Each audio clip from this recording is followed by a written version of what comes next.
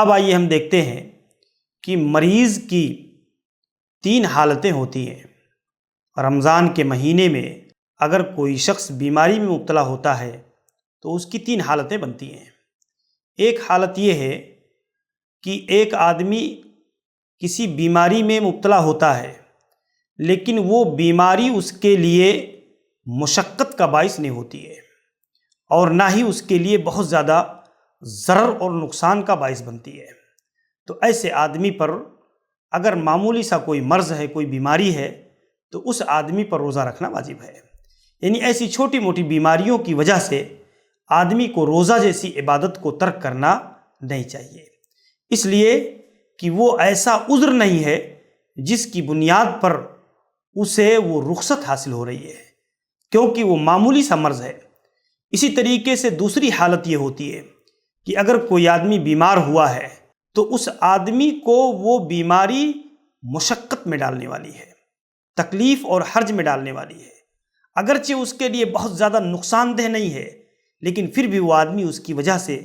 مشقت اور تکلیف کے اندر پڑ سکتا ہے، تو ایسے آدمی کے لیے ناپسندیدہ عمل ہے کہ وہ آدمی روزہ رکھے مشقت کے باوجود، اس لیے کہ شریعت اسلامیہ نے ایسے شخص کو رخصت دیا ہے۔ اللہ تبارک و تعالیٰ کریم ہے اور اس نے رمضان المبارک کے مہینے میں ایک آدمی اگر بیمار ہوتا ہے اور اس بیماری کی وجہ سے مشقت اور حرج میں پڑتا ہے تو شریعت اسے رخصت دیتی ہے، اور ایک مسلمان کو اللہ تبارک و تعالیٰ کی رخصتوں سے فائدہ اٹھانا چاہیے۔ اللہ کے نبی صلی اللہ علیہ وسلم فرماتے ہیں ان اللہ یحب ان تؤتى رخصہ، کہ ایک آدمی اگر اللہ تعالیٰ کی رخصتوں سے فائدہ اٹھائے تو اللہ تعالیٰ کو یہ چیز پسند ہے۔ کما یکرہ ان تؤتى معصیتہ، جیسا کہ ایک آدمی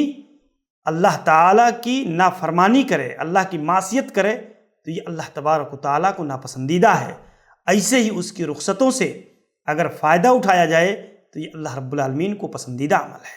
تو اس کی بنیاد پر ہمیں جاننا چاہیے کہ ایسا آدمی جس کی بیماری اس کو مشقت میں ڈالنے والی ہے تو اس آدمی کو روزہ ترک کر دینا چاہیے، اور بعد کے دنوں میں اس آدمی کو اپنے چھوٹے ہوئے روزوں کی قضا دینی لازم اور ضروری ہے۔ ایسے ہی تیسری حالت یہ ہے کہ اس آدمی کو اس کی بیماری تکلیف اور مصیبت میں ڈالنے والی ہے، حرج کا بھی باعث ہے اور اس کو ضرر اور نقصان پہنچانے والی ہے، تو ایسے شخص کے اوپر روزہ رکھنا حرام ہے۔ اس آدمی کے لیے جائز نہیں ہے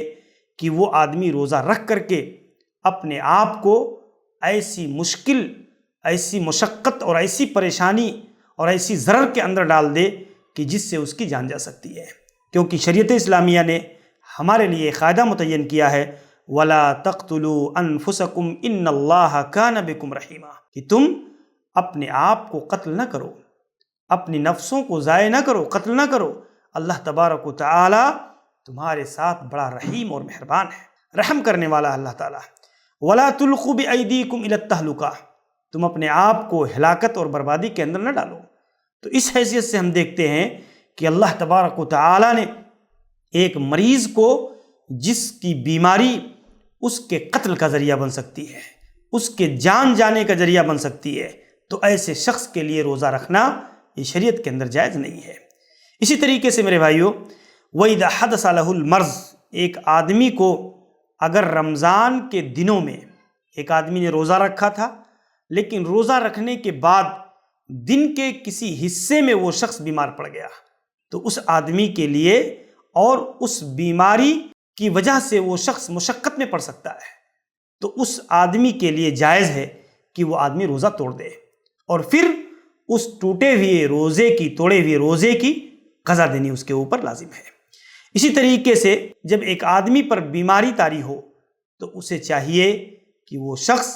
اس کی تشخیص کرائے، اور تشخیص میں ایک مسلمان طبیب اور ڈاکٹر جو اپنے پیشے میں ماہر ہو